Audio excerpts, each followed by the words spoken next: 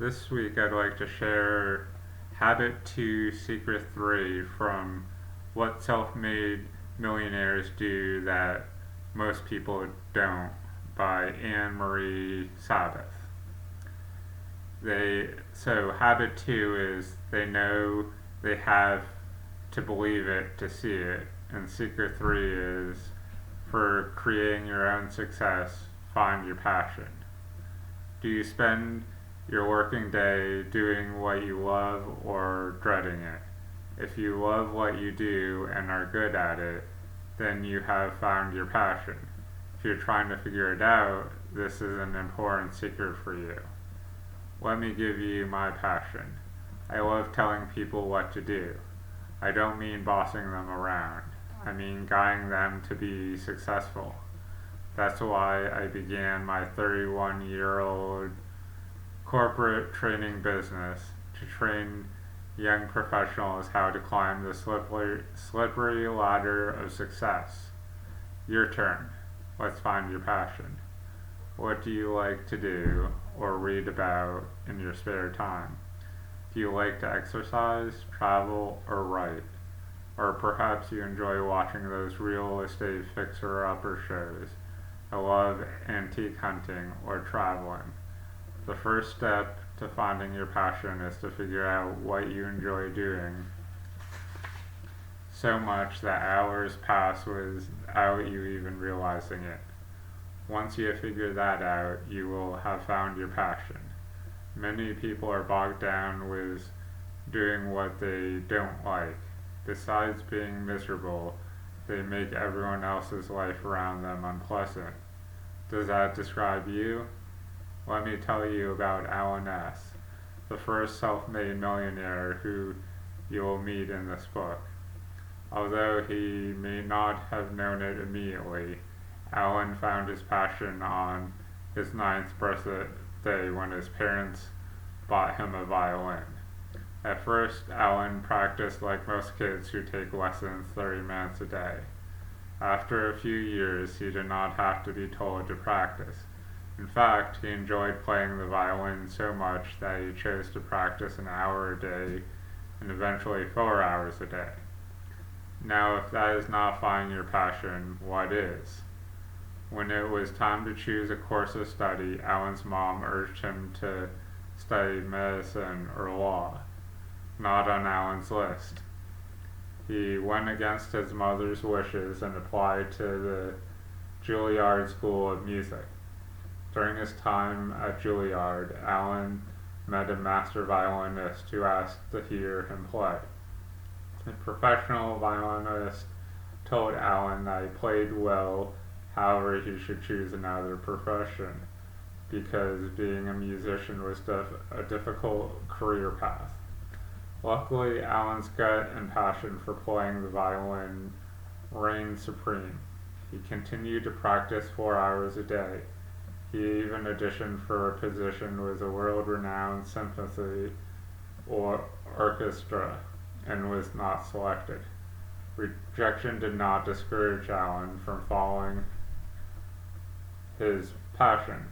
He continued to practice and 2 years later auditioned once again for the open violin position with the New York Philharmonic. That time he was offered the position by Leonard Bernstein. Alan spent his 35-year career with the New York Philharmonic. This is what happens when you follow your passion. After you find your passion, you have to stick with it. In Alan's case, it did not just happen. It took 1,600 hours of practice over a 16-year period. It took going against others' wishes by continuing to follow his passion rather than to take a career path that others believed would be better for him. Now it's your turn to find your passion by following this 3-step approach. Step 1. Find your passion. Take your time to figure it out. It may be right before your eyes. You will recognize your passion when it comes to you. Step 2. monetize it. Once you find your passion, talk to people who have the mutual interest in what you love doing. Find out how they turned it into a revenue stream.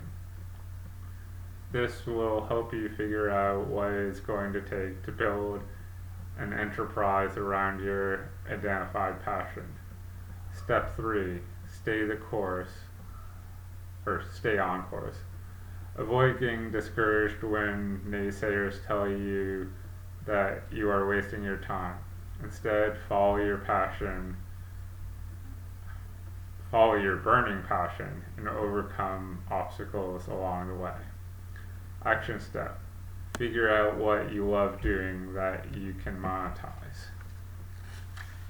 So, most people talk about, what you're passionate about, and I've done a video or two that touched on it, looking at what your interests or hobbies are. The example in this reading was someone who started playing violin and went from half an hour practice to an hour to 4 hours, and that's one of those things that it might feel very technical, doing something like practicing your craft, but eventually it'll go from something that feels more technical to something you enjoy.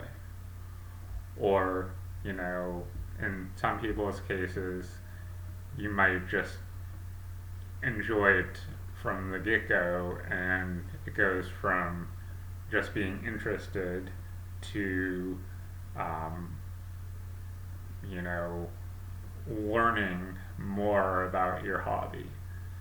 People that like to take pictures, might just snap pictures here and there when they go out, and eventually start developing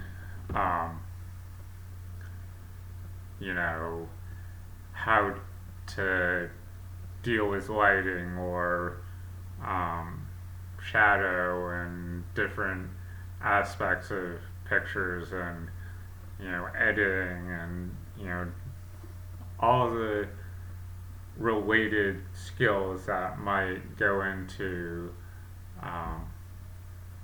what you do, and trying to monetize that, because playing an instrument's not something that would have been the first thing I would have thought of when I was looking for a job. I wouldn't be like, oh yeah, if I play the keyboard or drums long enough, I'll become a professional keyboardist. No, unless you're in a rock band or something, it didn't register that would have been a career path. But I also was never really too interested in playing a musical instrument. I learned piano, and because I learned piano, I actually ended up having a keyboard at home because of space.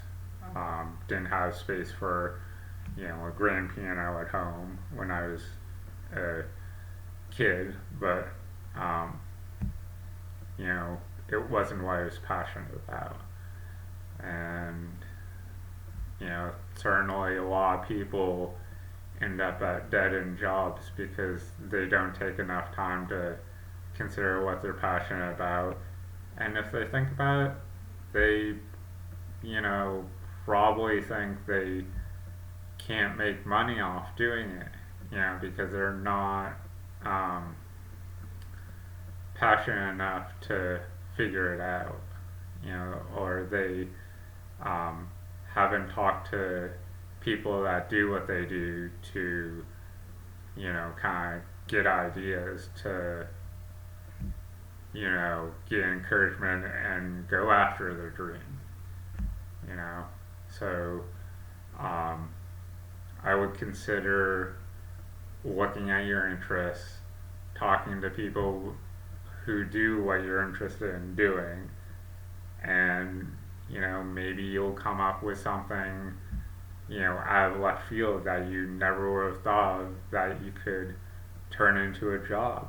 You never know.